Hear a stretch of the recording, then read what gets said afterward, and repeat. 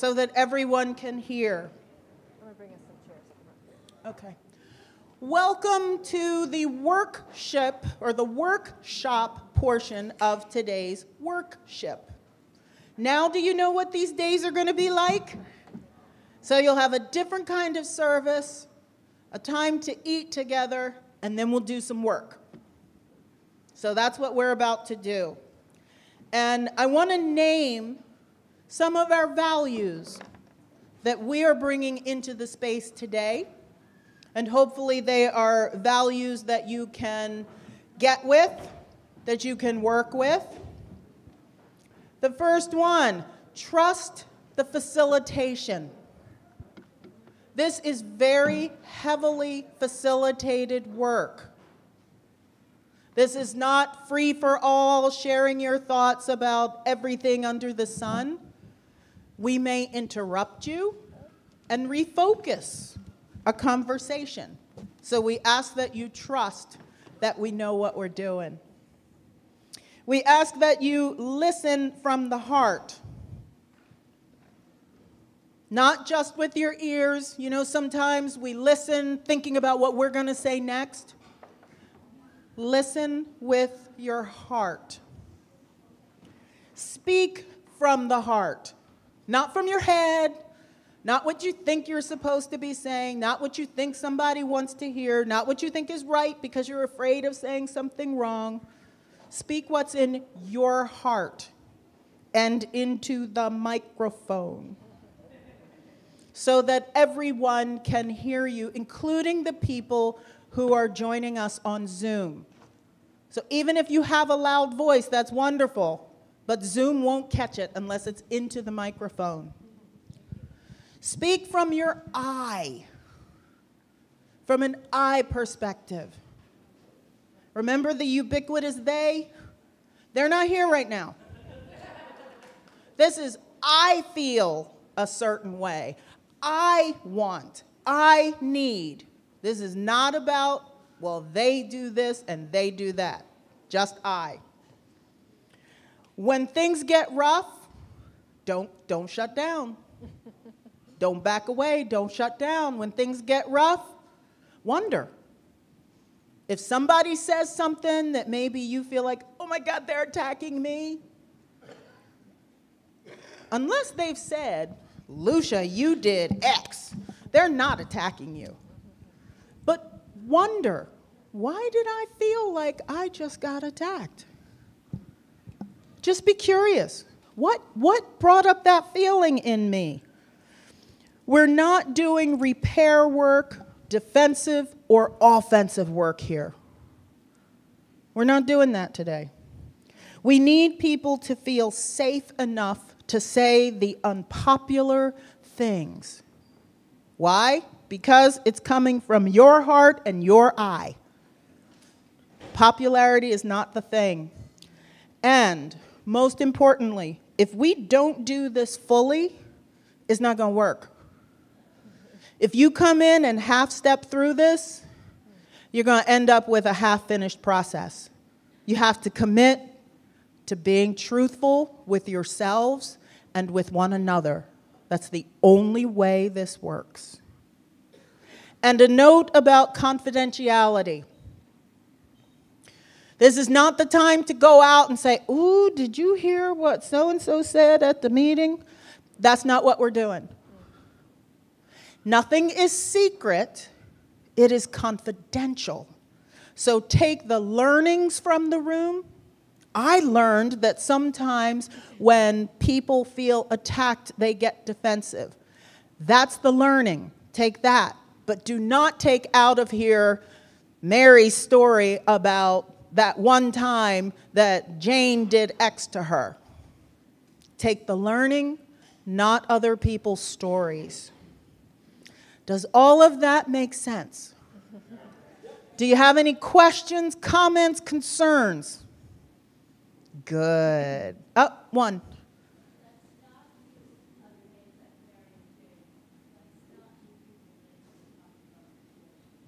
You said not use people's names when talking about situations, because you're not going to be talking about Foucault today. At all. No, we are not talking about Foucault. You're going to find out. So there shouldn't be a lot of personal stories. That's where we say trust the facilitation. Because if it gets into, well, the 7 did this, or the BIPOC people did this, we're going to be like, that's not what we're working on right now. So take your learnings, but not people's stories. And that will be true when you go into your small groups. Okay? We clear? These values apply when you go into your small groups over the next 2 weeks. That's when you're going to be hearing individuals from Foucault share their stories and their stuff. That's when you want to take the learning, but you don't want to leave your small group that meets on Tuesday the 18th or Thursday the 18th. Call your friend who signed up for February 2nd and say, ooh, girl. No, we're not doing that. Okay? All right, let's roll. So we're not talking about Foucault. What are we talking about? Stories, yes. So we're following a process called Transformative Community Conferencing, or a TCC. This was kind of designed and articulated by the Reverend Dr. David Anderson Hooker, who actually worked on, some of you might be familiar with the process of coming to the table, the work that actually does kind of complex historical harm around slavery and plantation work between people who are the ancestors of both of those communities. And that design is actually the design informing what we're going to do with you all in these next couple of months. What we're actually going to start with is with a kind of practice of how we're going to talk about your story today. And the practice is this, and it starts with this big statement: the people are not the problem. The problem is the problem. What problem are these people facing? Now, the kind of idea behind this is this question that David Anderson Hooker likes to ask. Have you ever been disappointed? Like today, like right now, when we told you we're not going to talk about Foucault. Have you ever been surprised? Have you ever been disappointed but not surprised? Right. The gap between your disappointment and your surprise is the story you had about what you thought should be happening. So what we're doing is we're trying to explore the meaning in each other's gaps. It's not actually the observation that makes us disappointed or surprised. It's the story we had about what it should have been or what we thought it could be that brings about that feeling. So this process is a process of gathering up the stories. It's a way where we try to, this is like the fancy word, we're going to decompress the narrative, which means that when we're in a conflict, the story gets very narrow and very specific. And people in a conflict often, not always, feel like they have to represent. You ever feel that way when you're in a conflict? Like, I can't move from this place. They become also a narrow story unto themselves. So in this process, what we try to do is decompress what's become narrow. And so we're going to ask lots of questions. Like Reverend Connie said, this is highly facilitated.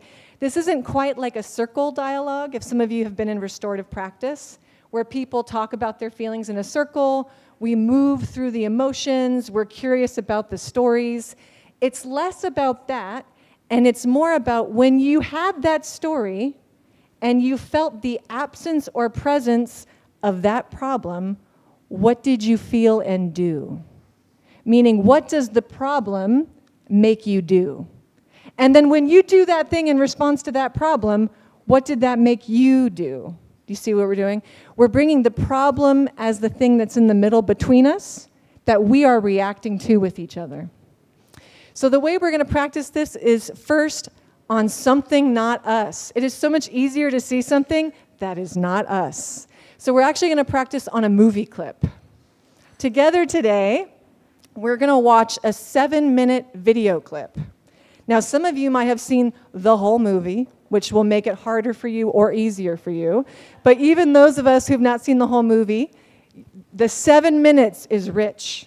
And what we'll find is there's so much in 7 minutes.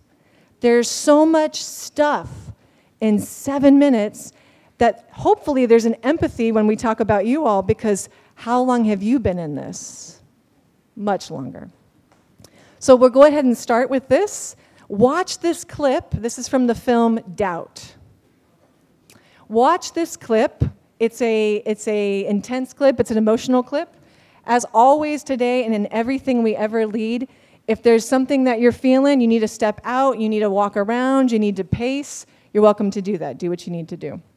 We'll watch the 7 minutes, and then together we're going to ask each other, if the people are not the problem, and the problem is the problem, what is the problem these people are in? So here we go.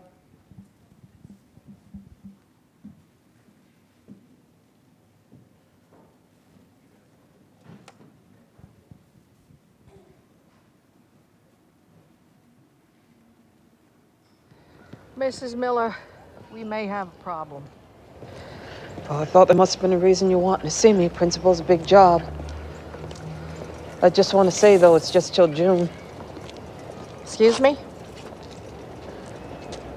Whatever the problem is, Donald just has to make it till June. Then he's off into high school. Right. If Donald can graduate from St. Nicholas, he has a better chance of getting into a good high school. And that would mean an opportunity at college. I don't see anything at this time standing in the way of his graduating with his class. Well, that's all I care about. I doubt that. Try me. I am concerned about the relationship between Father Flynn and your son. You don't say concern. What do you mean concern? That it may not be right. Well, there's something wrong with everybody, and that soul got to be forgiven. I work right there. I am concerned, to be frank, that Father Flynn may have made advances on your son. May have made. I can't be certain. No evidence? No. Then maybe there's nothing to it.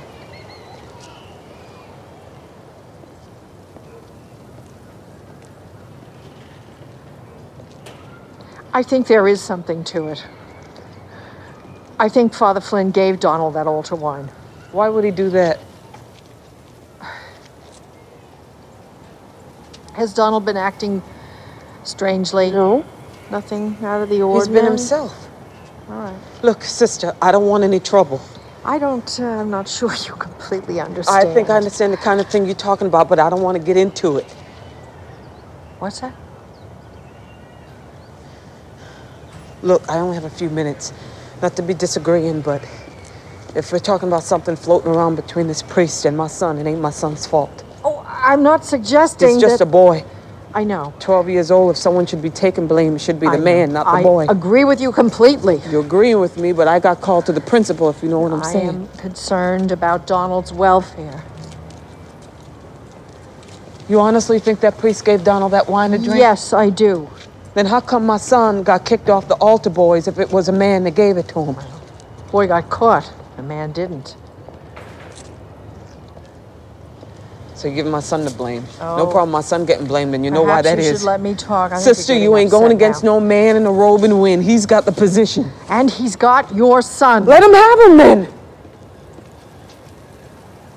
What? It's just till June. Do you know what you're saying? No more about it than you. I believe this man is creating, or may have already brought about, an improper relationship with your son. I don't know. I know. I am right. Why you gotta know something like that for sure when you don't? What kind of mother are you? Excuse me, but you don't know enough about life to say a thing like that, sister. I know enough. You know the rules maybe, but that don't cover it. I know what I won't accept. You accept what you gotta accept and you work with it. This man is in my school. Well, he's gotta be somewhere. Maybe he's doing some good too. After the boys. Well, maybe some of them boys want to get caught.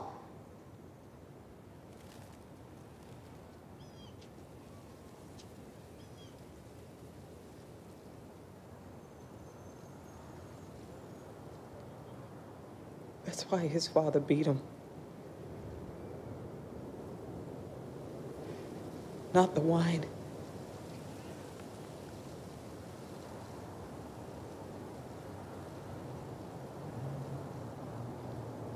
What are you telling me?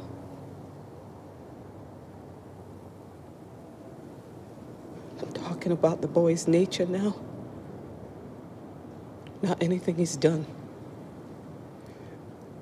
You can't hold a child responsible for what God gave him to be. I'm only interested in actions, Mrs. Miller. But then there's the boy's nature. Leave that out of it. Forget it then. You're the one forcing people to say things. My boy came to your school because they were going to kill him in a public school. His father don't like him. You come to your school, kids don't like him. One man is good to him, this priest. Then does a man have his reasons? Yes. Everybody does. You have your reasons, but do I ask the man why he's good to my son? No. I don't care why. My son needs some man to care about him and to see him through the way he wants to go. And thank God this educated man with some kindness in him wants to do just that. This will not do. It's just till June. I'll throw your son out of this school. Why would you do that if it didn't start with him? Because I will stop this. You'd hurt my son to get your way. It won't end with your son. Throw the priest out then. I am trying to do just that. Then what do you want from me?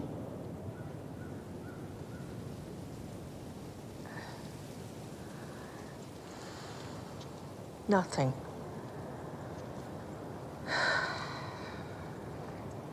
As it turns out. Please leave my son out of this.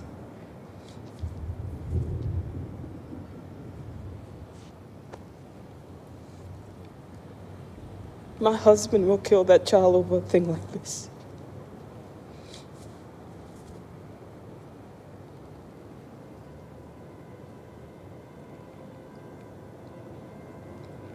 I will try.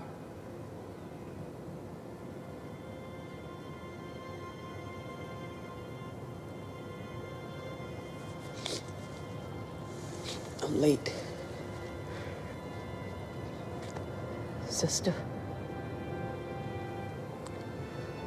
I don't know if you and me on the same side. I'll be standing with my son and those who are good with my son. It'd be nice to see you there. Good morning.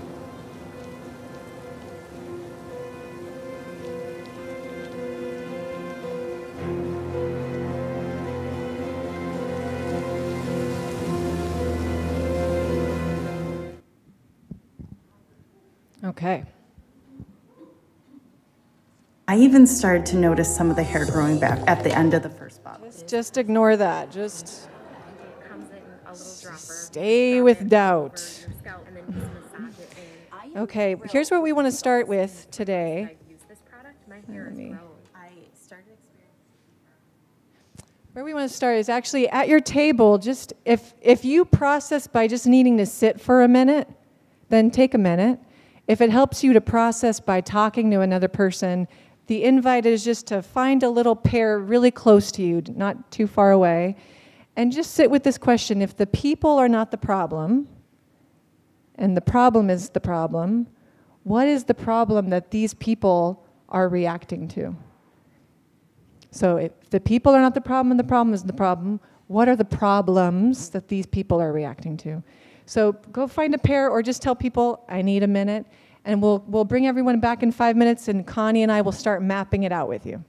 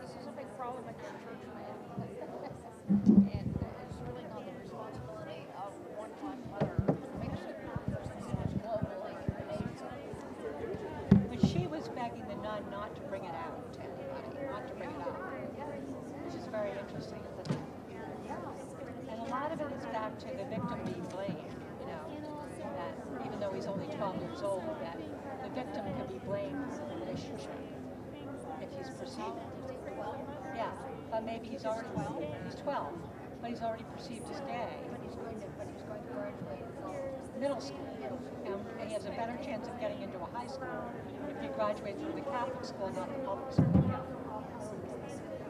So the nun doesn't make any progress getting the mother to say, "You have to work with me on this." And the mother ends up saying, "I look forward to seeing you at the graduation, but don't rock the boat." It's a really hard situation. It's a hard situation, isn't it? What would you do if you were the nun? She should not talk to anybody about this particular situation. Because the mother has asked her not to. My son would probably say the same thing.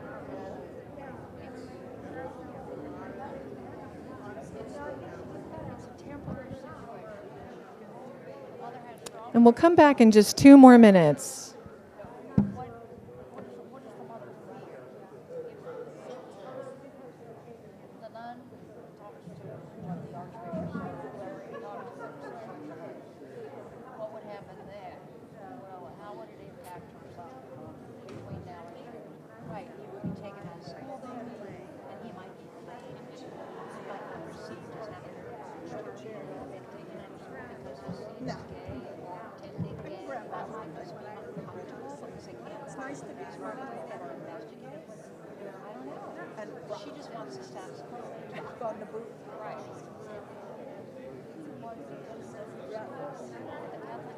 I might even treat myself to a bottle of thankfulness. You know, there's a thing still. They kick him out because talked about it. Now she knows. She I might have to. I hate to say it. if it comes out, because your son has already decided. Because, I did a pretty good job of cleaning off that in my shop. She wants to protect herself, not from the police, but from the others. There's the nun who wanted to talk to her. All right, we're going to come on back. Are you okay walking with your boot? That feels good. Coming on back.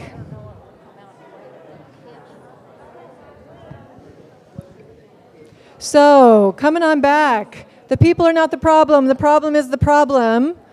What are the problems that these people are in together? What's the problem that they're reacting to?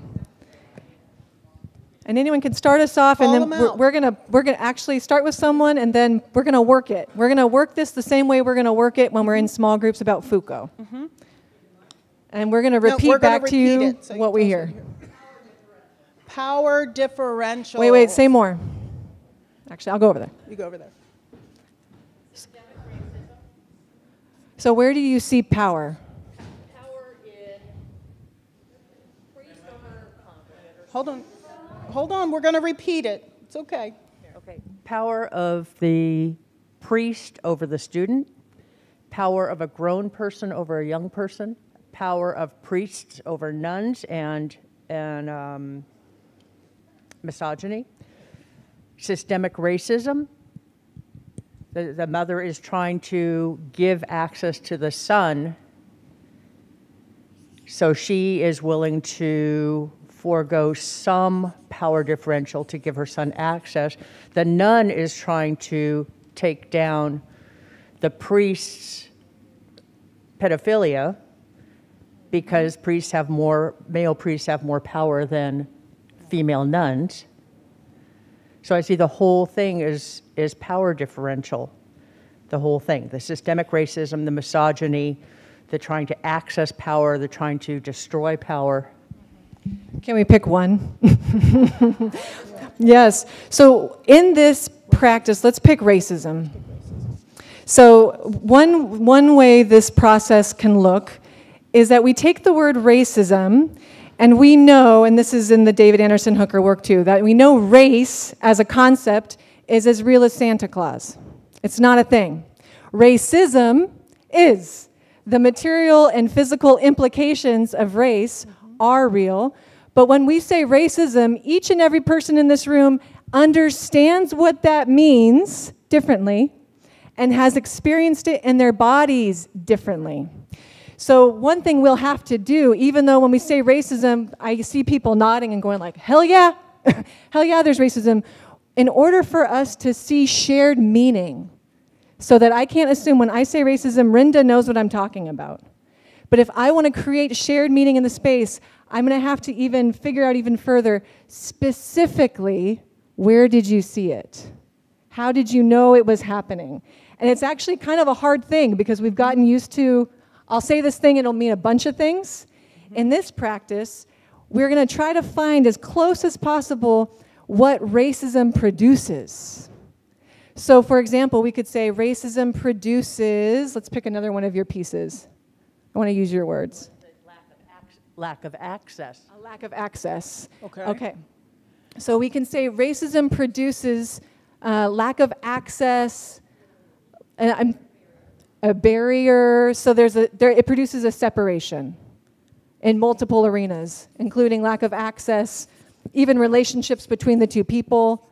There's a lack of connection between the two people based on a barrier that's been created by racism. So one of our core problematics would also be separation. So how do these people react to being separated from each other?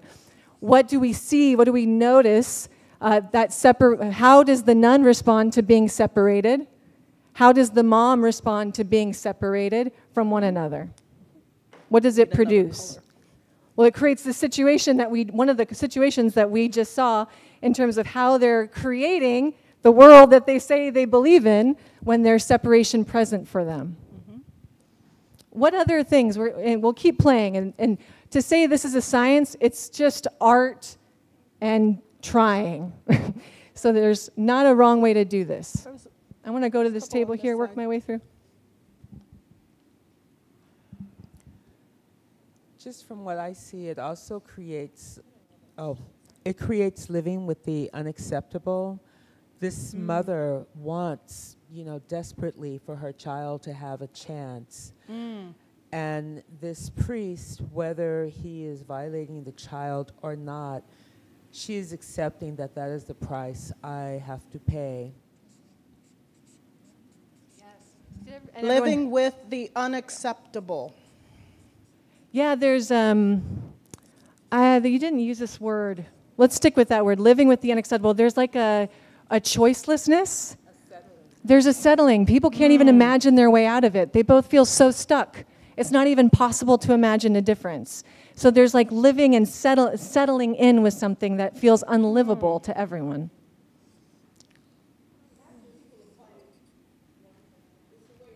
It's a way of living. Right.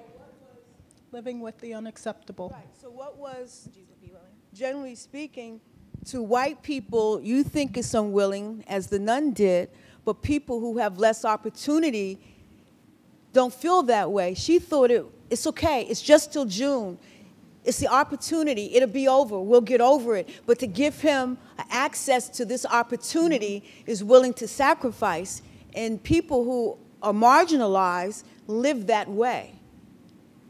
And then quite often, you have mental illness and people think they're crazy, but it's just a way of coping. And after a while, this is what coping is to people who feel they have no choices. So there was a complete misunderstanding and a miscommunication of values between the two women, predicated on an external racism that started this situation. So if you just looked at the clip, as a black person, I didn't see racism per se, but I knew that racism caused this situation, and it caused this inequity of not understanding each other. But the black woman did understand the situation on a more holistic way.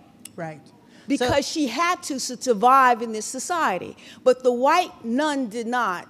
Right. Because she lives in a more of a world of privilege. I also went to those type of schools where there were all white nuns. Their world is different just by being a nun. It's very closed and it's very black and white. But in life, in reality, life is nothing but gray matter. So this black woman lives in a world of gray matter, and the white privileged nun lived in a very black and white world. Right. And to be fair, we don't know what the nun's background was, right? No. But if we're talking about the problem and what you do when you're faced with the problem, you cope. I also want to pull those, so the settling, how do you see the nun settling? So the nun is living in this world as well. What does the presence of limited choices create for the nun? I see you, Leslie.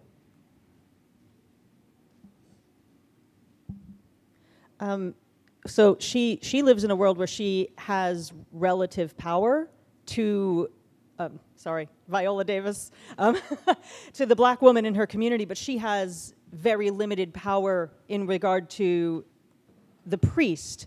And your question was, say again? When both of these people are experiencing the presence of having to settle with what's unacceptable, settle with limited choices, what does it lead both of them to do?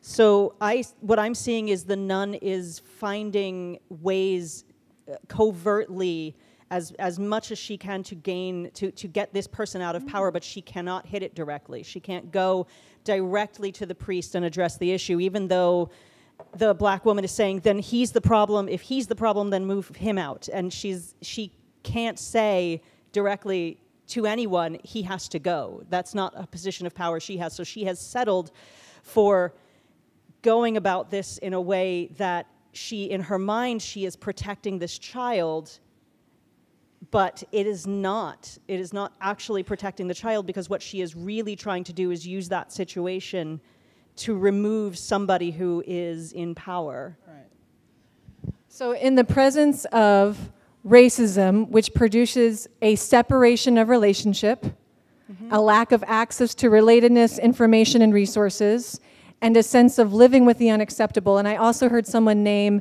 that the sister is a white woman, but she has a gendered experience of living with the unacceptable as well. So we're going to throw the stream of gender as another power dynamic playing out.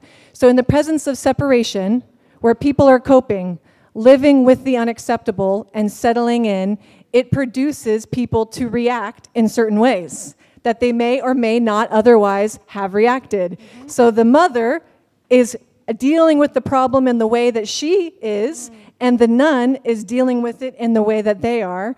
But neither one, you notice how we're saying, oh my God, what a lousy mother.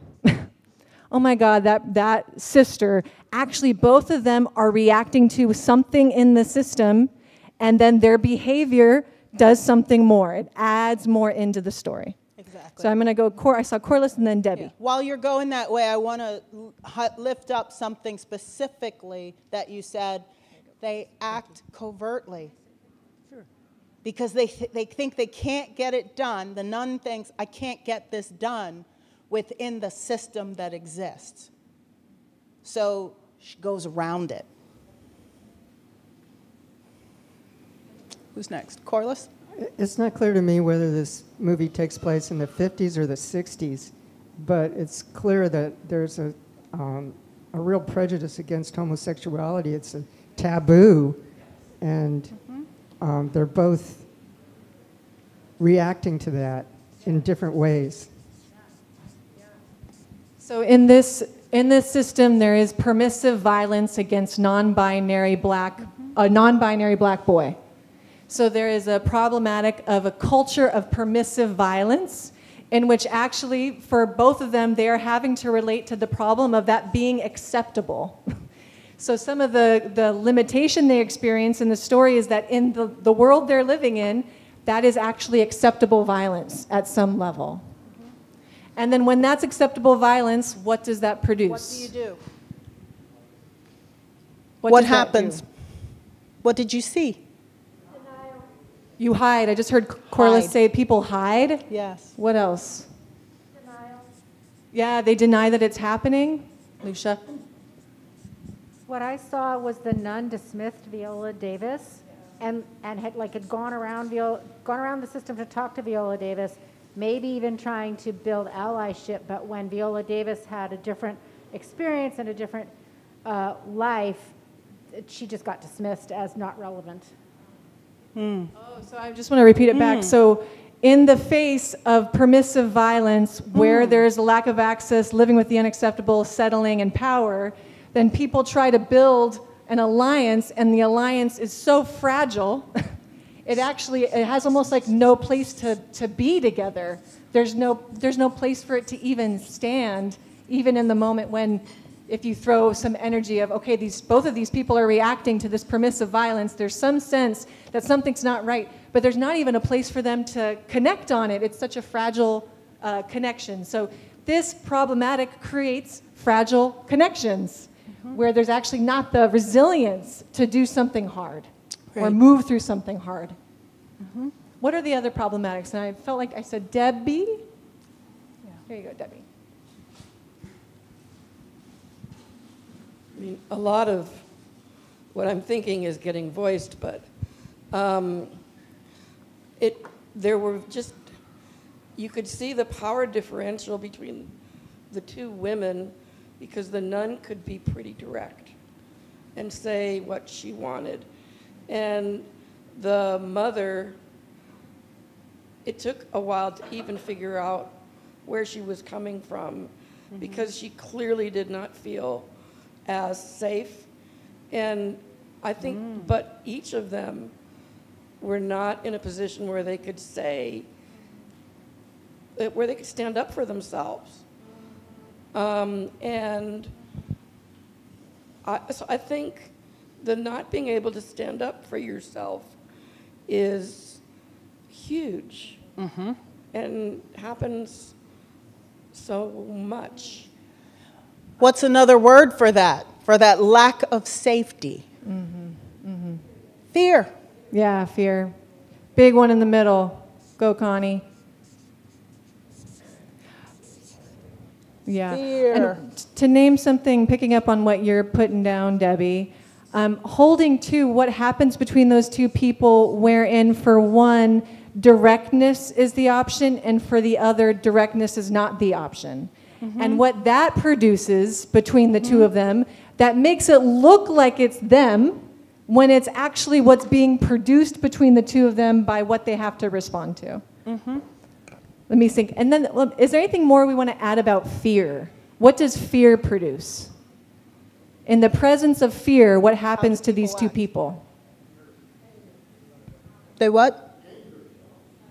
Anger? Okay. Anger, withdrawal. What else did I hear? Anger, withdrawal. Defensiveness. More separation. Even more separation. Yeah. Yeah. It reproduces itself in its presence. Yes. And I didn't hear it. I've heard a couple, but. It seems to me no one has talked to the boy about this issue. And neither the mother nor the nun. And that is a real problem here. He's not brought into it. And he needs to feel real safe that his revelation will not be violated should he share. And if he doesn't feel safe, he's not going to share. So the piece of that I'm going to pick up is just in terms of the presence of fear, there's a lack of safety, and what it produces are people who continue to not talk to each other or bring people in. Yep. And I'm losing track of hands. If you kind of had your hand up a while ago and didn't get picked on, can you put it up higher? I remember Martha and then Carol.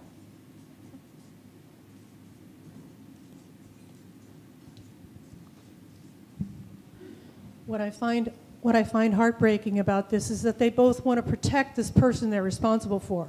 They have that in common. That could unite their hearts, but they both have different ideas of the best way to do that, and they have different ideas of what they're protecting this person from. Mom is protecting this person from systemic issues down the line, from persecution, from homophobia, from a lack of economic advantage. All these things this guy can get from his schooling. The nun is protecting him from something very insidious. So they're both trying to protect this person. And I don't know how you could unite them on that, but that is something that to me unites them. Yeah. One piece of this that we would add from what you pulled up is how many things are actually working on the scene that you don't see. Right. Right. So there's so many characters. There's a father. There's a priest that we don't even know anything about besides what the two of them are saying. There's the entire system of the Catholic Church. The entire history of the Catholic Church. So, and the boy, of course, that we named.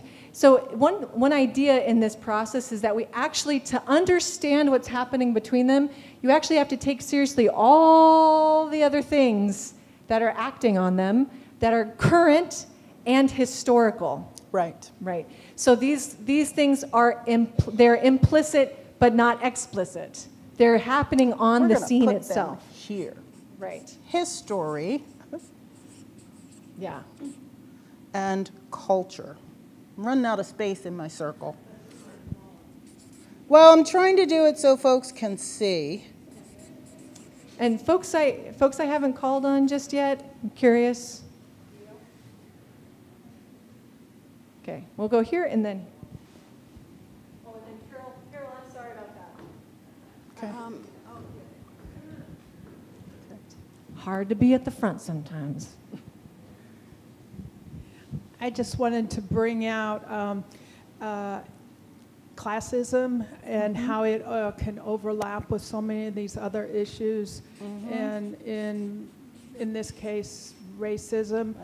The mother didn't have options because of her color, but she also didn't have options because of her class and access to money, and it may play out in other issues too. How the nun perceives the mother, what she thinks about black people, maybe economic issues, and really not, that are, I'm trying to figure out how to say that. I know growing up, I grew up poor beside a very poor black community, East St. Louis. And I thought all black people grew up on welfare. It took me a while to learn that there's all different economic statuses with black people. And it was just kind of a ignorance, a lack of opportunity on my part. Can I ask a question out of curiosity, a wondering? How many of you thought that Viola Davis's family was poor?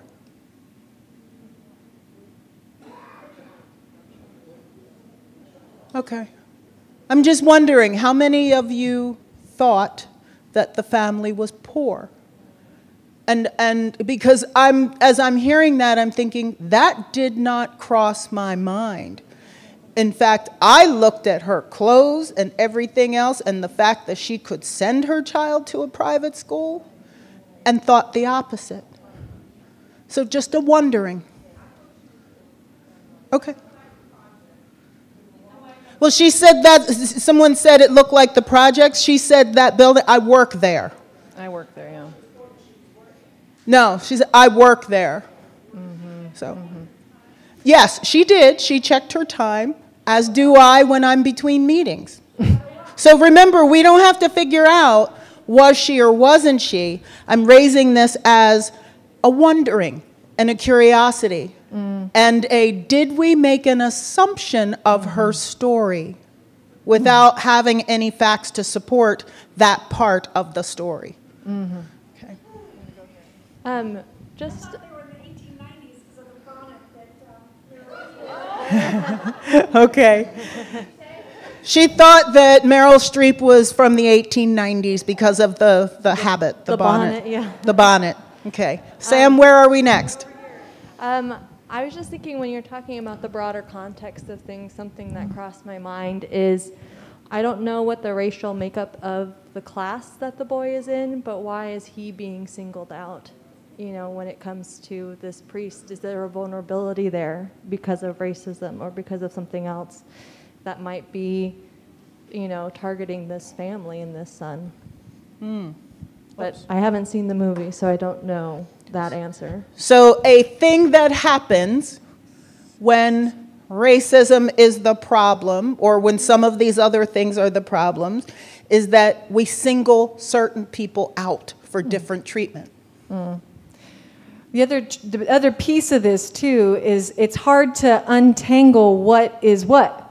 We have racism, we have permissive violence against non-binary people, we have homophobia, so that we have gender-based violence. So this is where we try to decompress, make one thing do all the things, and we try to list how many possible things are working on this scene for this group of people. Is there anything back here? I'm just checking the corners.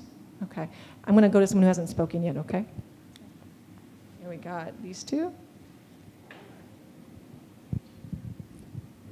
I think that a really important thing that one should do is to understand the feelings of the three principal players and to be able to articulate them and give us a real handle on how this is striking them from the gut.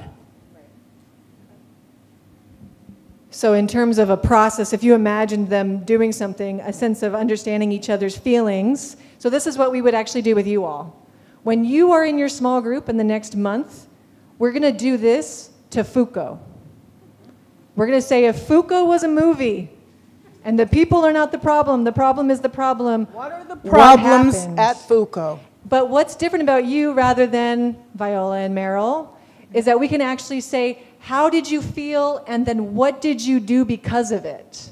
So we can actually ask ourselves, in the presence of fear about whatever it was, how did you behave? What did the presence of fear make you do or lead you to do? And then when you say, oh, well, in the presence of fear, I actually withdraw, I go away, and I stick to the people I really, really trust, then we can say, oh, that's interesting. We can add that to our map and say, when you see Lila go away and go only to the people she trusts, what does that make you do? Well, when I see her do that, I feel like something's up. Something's up, and now I don't trust anyone. Oh my God, so when there's an absence of trust When trust is gone, what does it make the people in the room do, and how do they respond to one another? Right. Well, let's just play with this one more, two or more things. Yes. Do you? Yeah, if there's someone on Zoom. Oh, and there's fresh coffee, everyone. There's fresh coffee. Okay. Don't go too far away. Don't go too far away. Is there anything on Zoom we want to hear? Oh, you're doing. Oh, okay. Get the coffee. Let me see. Just to be a nit, why are we assuming the kid may be gay is non-binary? What's the name of the movie? Yeah, I don't see any of these. They're more questions. Other problematics that we want to just play out again. I'm gonna keep surfing. From the very beginning of this movie, and I didn't see it either, I felt, and all the way through this clip, I felt like there was a lack of real communication, a lack of dialogue. It's like there was assumptions being made by both the nun and the mother. And I was like feeling uncomfortable that, you know, that there wasn't more. Does the nun have a relationship with the priest? Are they talking about this? Is the mother talking about this with her husband?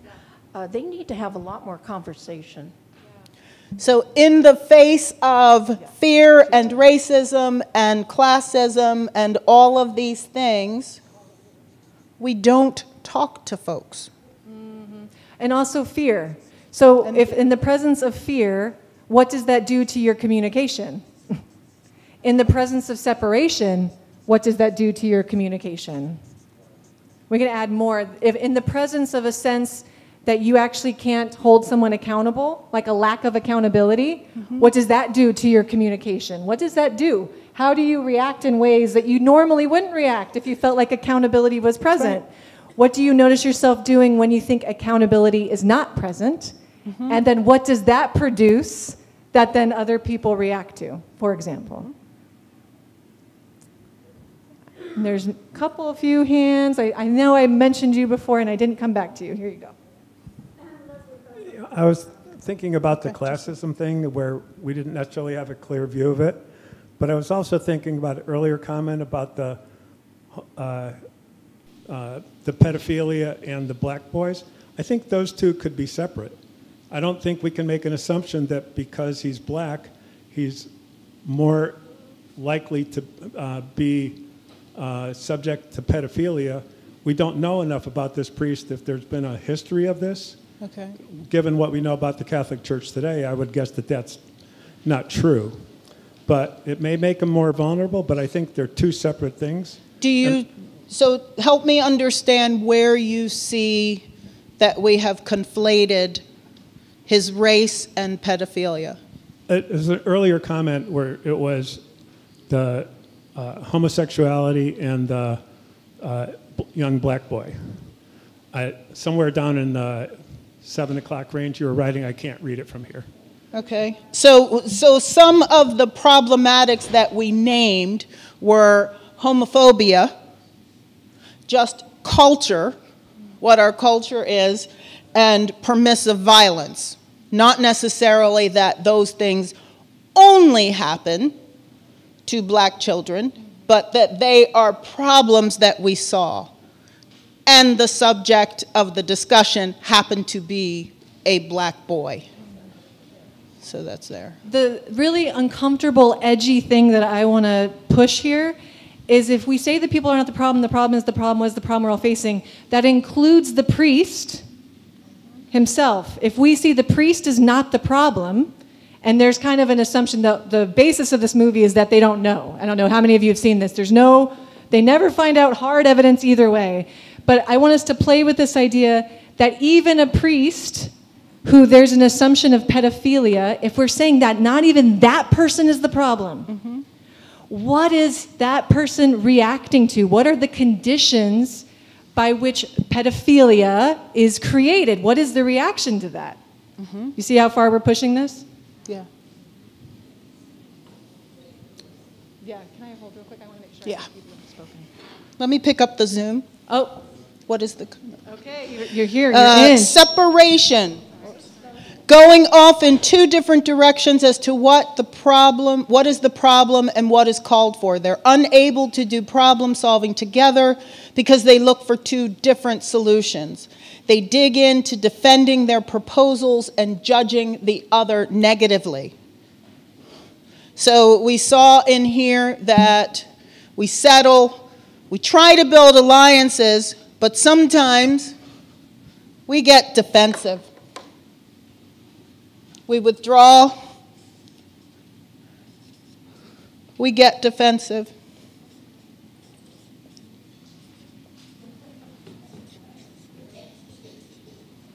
We dig in. We dig in. My noticing adds on to that, which is it was like they each had one solution, and they expected either you're going to be on my solution or I'm going to be on your solution, as opposed to holding the problem.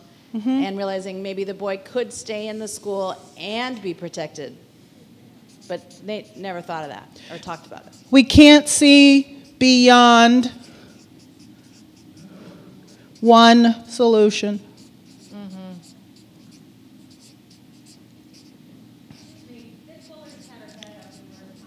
Oh, great, thank you. Excuse me, Evelyn. Thank you. I think defensive is not a strong enough word. What I saw happening between those two women is they became aggressive towards each other, and then they had to split apart. Aggression against the other person.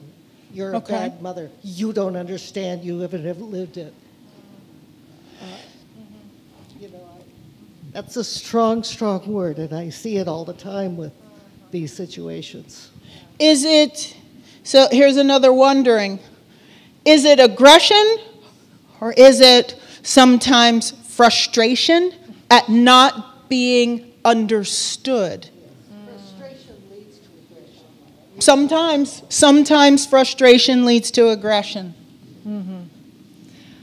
I'm sitting with what I thought I heard on Zoom, and I might not have heard all of it, but some of the work of this kind of process is moving them out of the sense that we have created this problem together, or you are the problem, into, oh my God, of course we're having a problem. Look at the thing that we are in together if they were able to co-hold it in this sort of way. What does it create? What other kinds of ways of imagining themselves out of this does it create? Now, some of the work, if they were like in the room, we could say, oh, in the absence of fear, what is possible? In the absence of separation, when there's a sense of connection, what is possible? When there's actually a sense of, so folks withdraw in response to fear. So in the presence of return, or in the presence of moving towards what's actually possible. So when we do your group mapping, we're going to do both. So we're going to ask you, at Foucault, the people are not the problem is the problem. What was the problem you are in? But we're also going to ask you its opposite. So, when there is a sense that you can hold each other accountable, right? I think one of your core problematics was accountability. What is it? Who gets to do it? How do you do it? Who does it to whom? Like, what do you do when you don't feel like you get it? What do you feel like if it's being overdone? That whole thing. That word has a lot of power. So what we would actually unpack together in those groups, for example, would be, oh, when you sense there's a lack of accountability, what does it make you do? What do you do when you feel like there's a way that you can't be accountable with another person? Oh, in the presence of accountability, what does that make you do? How would you know it when you felt it or saw it? Yeah. So there may be a few other things, just in the interest of time, that we didn't name here. There is the problematic of certainty. Meryl knows, doesn't she? Meryl Streep always knows. Meryl Streep always knows, but, you know, let's think about this in the real world. And as tomorrow is getting ready to be Martin Luther King Day, did he not tell us or warn us against that feeling of thinking we got all the, well, not all of us, I'm not in that we, but his caution to middle-class white America in those days, you don't know everything. You don't. I love you, and you don't. So Meryl's certainty that she knew what was right. She's going to do what's right. So that's one that's in there. And then, in response to someone else's certainty, what does that make you do when someone says they're certain about something? Make me. Prove it. So Yes. in the presence of certainty, certainty creates a new problematic, which could be, or it creates a symptom of a different problematic. Well, honestly, when someone tells me that they know something, goddamn, they don't. I don't. No, you don't. That's right. We saw authority. Yeah. And so there's a process of this that's like, oh, when I see someone else do this thing, what does that actually elicit in my own behavior? Oh, and then when they see Nicole do that thing, sorry, Nicole. What does that actually cause us to do? So you can almost imagine this, and space-wise, we got some limitations that we're working with, but that's okay. So imagine that in your little groups you have this circle, and you've come up with these things. And then you say, when this happens, I do things covertly, or I don't follow procedures. Well, what happens when you don't follow procedures? You can imagine this traveling into different rings. And that's what you're going to do when you talk about Foucault. When this thing happens, this is how I behave. Oh, well, when I behave that way, what does Nicole do?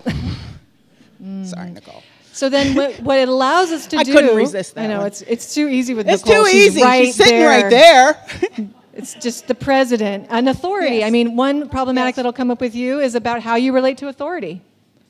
In the presence of authority, what happens for each of you at Foucault? And what kind of authority? What happens?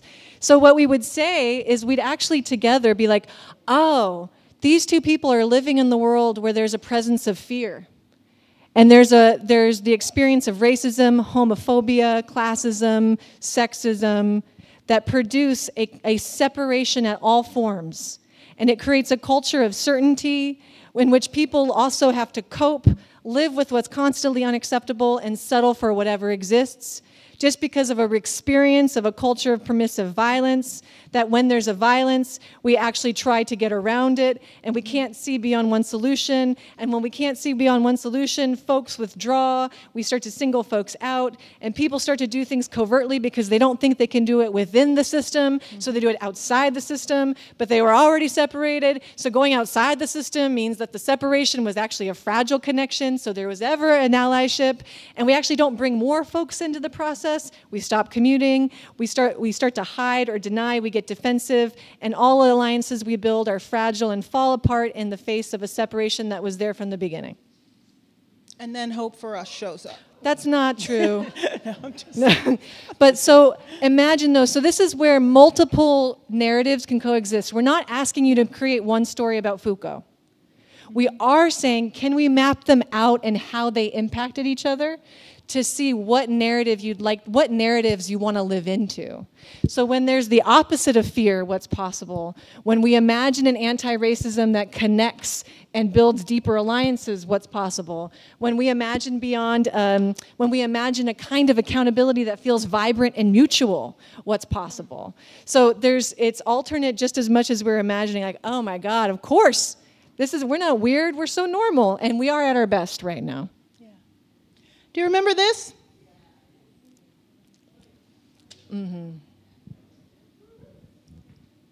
It's the same thing. Need more colors? Well, maybe. But this is how all of this relates.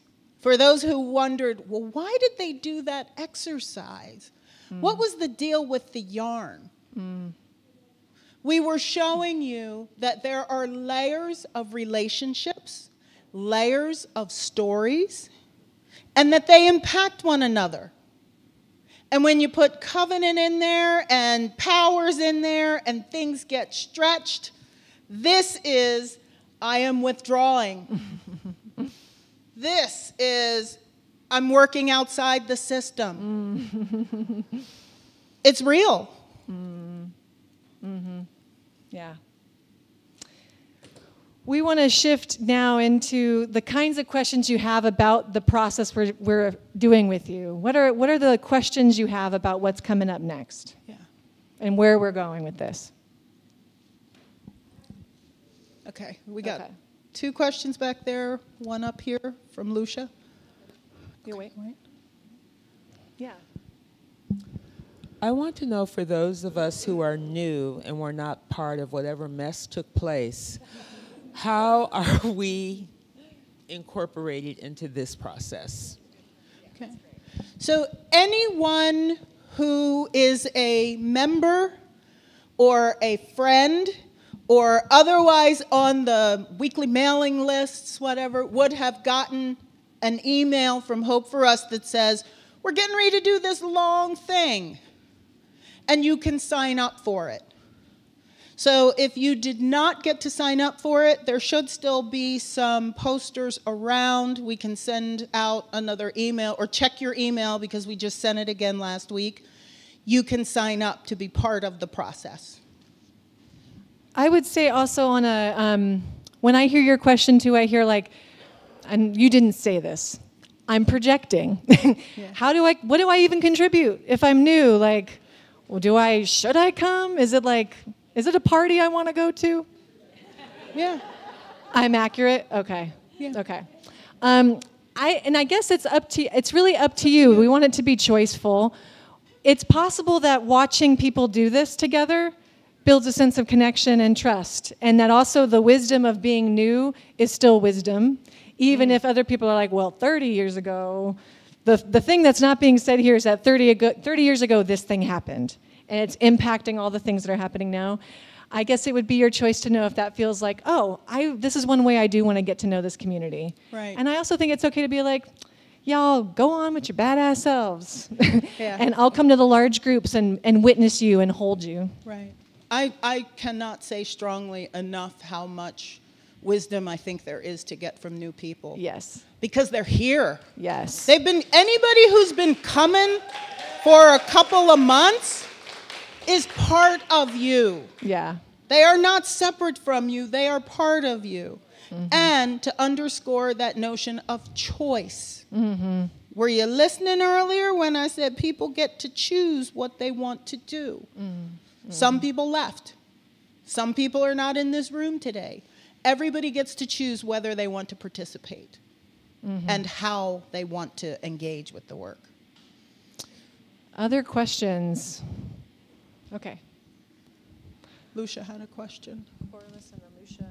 And Corliss. What worries me, or what I'm a little concerned about, is what if I'm in a group not with the people with whom I have conflicts? I want to be in a group with the people who I disagreed with so that we can actually talk to each other. Do you want to start? I actually think that you all disagree with each other a little bit. You do. Even when you all think you agree with each other, even groups that have come together and solidified and look like they're all on the same page, frankly, we've done one-on-ones with you. You actually don't agree with each other. You don't. Not all the BIPOC people agree with each other. Not all the white people agree with each other. People who sign letters don't all agree with each other. So I want to offer the possibility that even in a group where you're not with the people that you have the most heat with, that you'll still map something out that's pretty powerful. And then the other thing is, when we all see you at the second Sunday in February, we're going to bring your maps to this group. So we have another workshop second Sunday. Mm-hmm. When you come into the room that second Sunday, you're going to see a whole lot of maps. And you'll also see how similar and different your maps are across 9 different groups of people. Over 70 of you have signed up to be part of a small group. Yes. Over 70. Yes. So we'll bring in your maps, but what we're going to do is then say, okay, here's the problems that you all said you were living in together. And then that next month, from February to March, we're going to ask you, how were the relationships impacted by those problems? Mm-hmm. And that piece is when we move into doing things that look a little more like restorative process, where we say, what relationships do you want to repair or explore based on all the problematics that we've identified as a group? So there's like, it comes also the thing that you're naming, Corliss, around like, but what about these relationships where there's heat?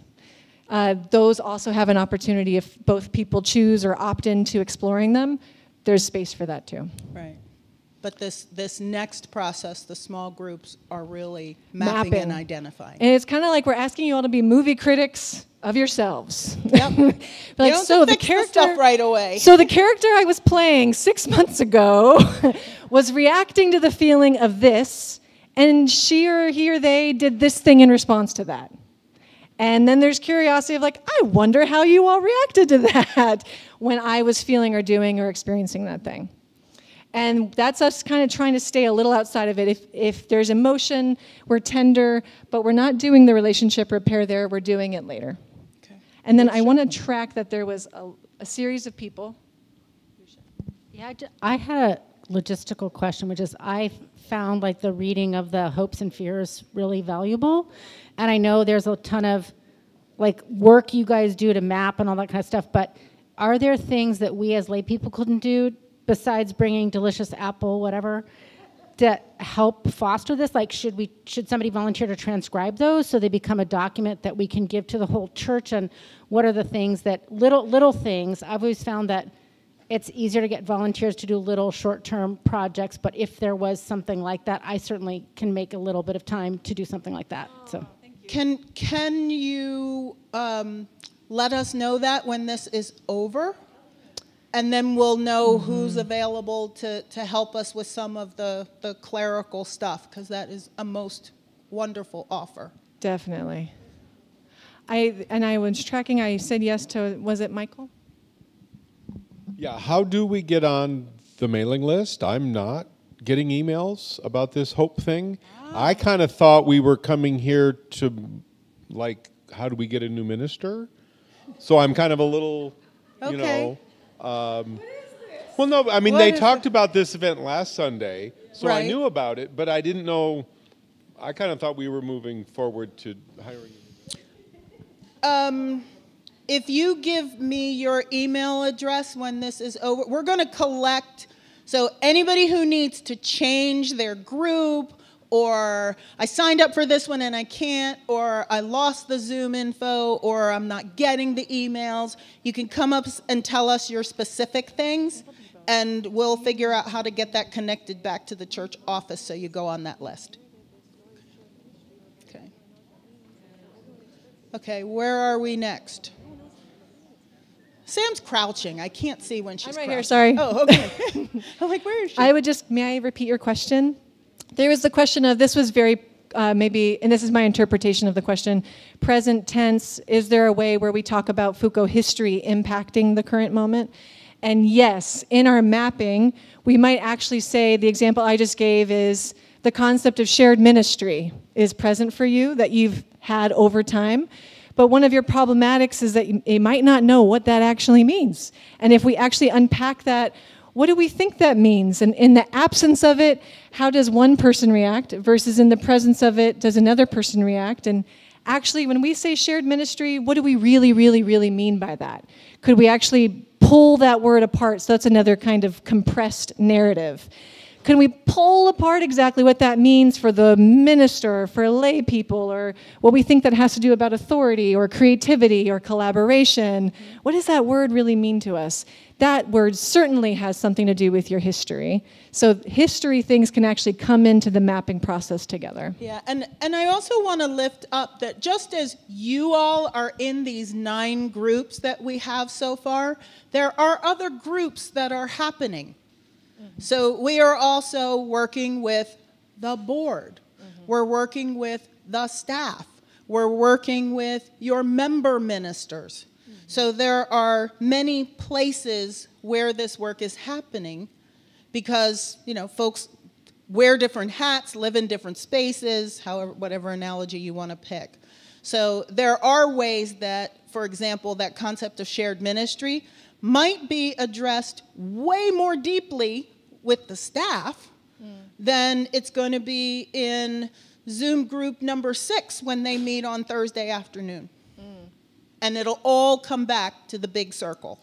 I guess to that point, Connie, is to trust that there's 9 groups mapping. So if one group doesn't get everything, it's okay. It's okay. It's okay. Because other groups are going to just map differently and focus on different dynamics because of who's in the room.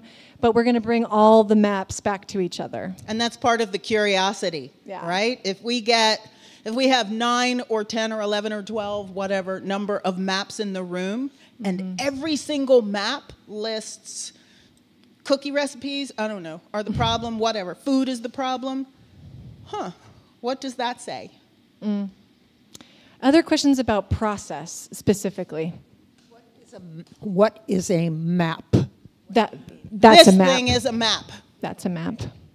Yeah, absolutely. With the problems in the center, and then beyond it, how do you behave when that thing is present? And if you want, you could draw another line from, say, you don't bring folks in. Well, what happens when you don't bring folks in? We shrink, we do whatever. You can have as many arms as you want, but we're just looking for circle and some stuff. Oh, I got a microphone over here. I see 1, 2, and then Kevin, you're 3. So is this meeting being mapped, and how do we access it?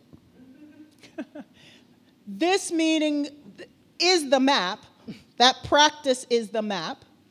And we'll have a copy of, actually we can send this out in an email if it's helpful for somebody to see it, but it's just your practice on the movie.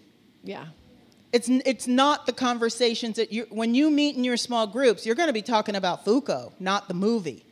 So these things may have absolutely nothing to do with Foucault. But we can share this so that you know what it looked like. I think what we also might do is send out to folks who've registered for small groups like a little prep sheet, like a little reflection sheet that might start to help you think about like, okay, what problematics most impacted me? What problematics did I most contribute to? We'll get your kind of brain going before you come into a small group. So absolutely. Yeah. So I saw 1, and then Kevin. I was going to think, people are going to bring up how they react and what their problems are, but are we going to talk about solutions? Basically, are we going to talk like she has problems with some communication with some people? Are we going to talk about nonviolent communication? Are we going to talk about problem resolve, how to address problems? Is this going to be an example of how we can address problems in a nonviolent way, an open nonviolent way? And I also wanted to say to people who are new here, this gives you an opportunity to contribute to what Foucault becomes. Yes, so one of the pieces of this that feels different than restorative dialogues or listening circles is that this all goes towards an action plan. So in the videos and maps that we've put, let me choose a different word, charts.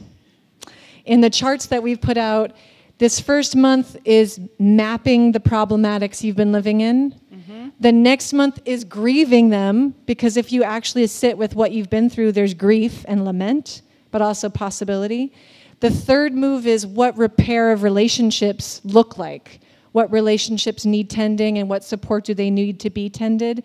The fourth move is if you want to live more into this opposite of this, it's alternate, the absence of fear, the presence of connection, and anti-racism that's vital and feels connected and grounded.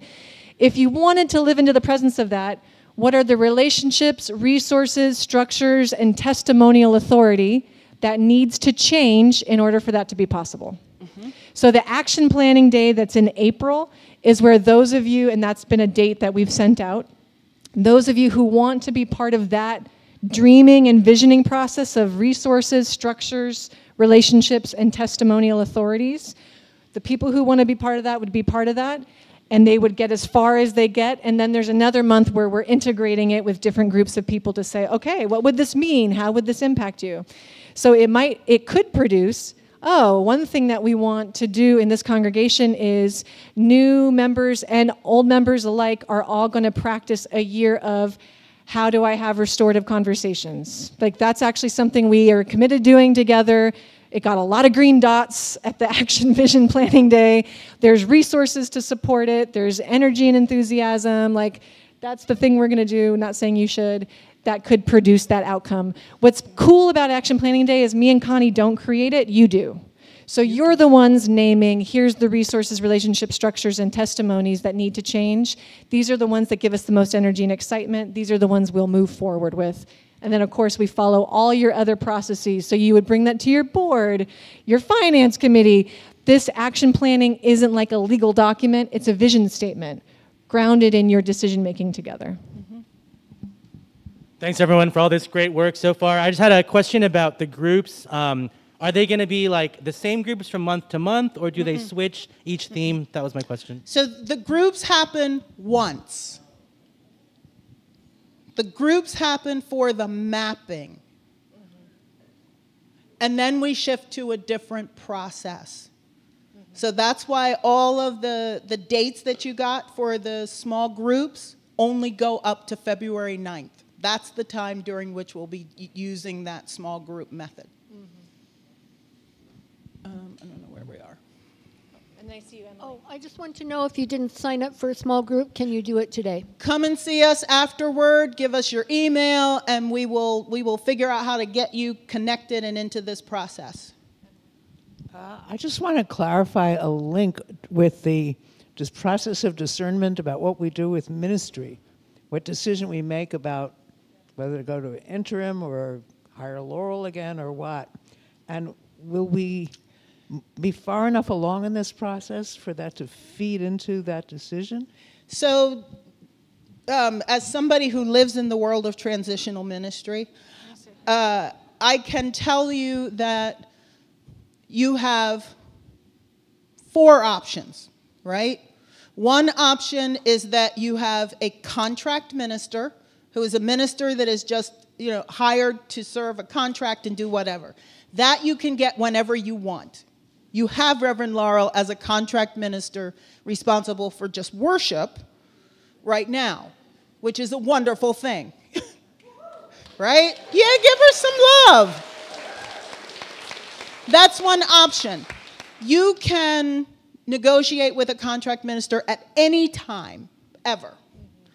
You can choose to have an interim minister, and the deadline for that happens to kind of coincide with Action Planning Day. Intentionally. So that's an option. You have the option of having a 3-year developmental minister, which is kind of a minister who, so all interims go through special training to be interims. And then there's another set of tools on top of that that developmental ministers have, and they stay for 3 years. The board will be discussing whether that's something that you all want to look into. That decision would need to be made within the next 45 days. It's a little sooner. And then the fourth option, the last option, is to get a settled minister. And I'll just tell you right now, no. We would name with this, too, that this process, what it creates is kind of your action plan of what you want to work on. And a contract minister, an interim minister, like whatever ministry you do, all of it supports a minister knowing who you are accurately. Even if it's Reverend Laurel again, you're actually coming to Reverend Laurel going, okay, last time we contracted with you, we were like, please, like we need help. This time we're saying, this is what we want to work on. Is this what you want to work on? And then Laurel can be like, actually, I don't want to work on that. Let's help you find someone else. So all of this supports you in being accurate in your agreement making, contract making, visioning about ministry. Good. Any last questions about process, clarifications? Okay. So here's, oh. Can you tell me and I'll repeat it? What avenues are you using to communicate? Is it the church? Yes, okay. What avenues are we using to communicate? Church email newsletter? Breeze bulk emailing? Or some other means? All of the above. We, though, rely mostly on your church newsletter. When you sign up for a small group, of course, that creates our own internal email list, which is also helpful to us. This process, you might choose not to do a small group, but you might participate in absolutely everything else, and that's fine too. But the bulk of our communication will come via email. The newsletter, an email directly from us, help from your worship associates or Reverend Laurel to announce something from the pulpit. Help from the board to do special email blasts. Yeah, help from Daisy. Mm-hmm. Yeah, so it'll come that way. Okay. All right. So here's where we go. If you have a question about your small group, I'm going to be here with my computer and my large spreadsheet. And we will take your name and your email and your availability if you need to do that. If you need to run out the door, you can email us that. And then we'll be in touch with people. If you know you've signed up for a small group, but you haven't heard from us in the next couple of days, please email us. One possible thing we might get help from, looking at you, Lucia, is administration for a 70-person process of 9 small groups is no small feat. So we ask just for your help back. If you don't hear from us, it's probably because we made a mistake. Would just email us and say, hey, I really want to be part of this, and that helps us handle it. Our email addresses, csimon, CSIMON, and swilson, SWILSON, both of us at uua.org. Two separate emails. I'm C. Simon, that's S. Wilson, at uua.org. Both of us have the same email address. If you want pastoral care, Reverend Jamie Yendel, who some of you have seen in videos or whatnot, is paid by the UUA for 4 hours a week to only help provide care and dialogue to Foucault folks. So there's 4 hours of an incredibly talented chaplain just to be present. So if you're thinking about your small group, or you're feeling anxious, or you have a conversation that's hard, you get to see them as many times as you want. They have a little Calendly link. You can sign up, and they're available. Yeah, we'll make sure that that's in the blast again. It is on the posters that should still be hanging around the church. There we go. There's one right next to me on that wall.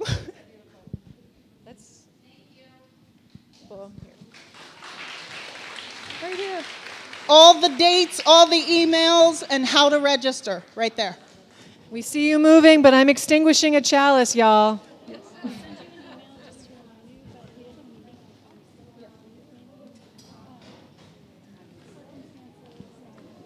me get my computer started.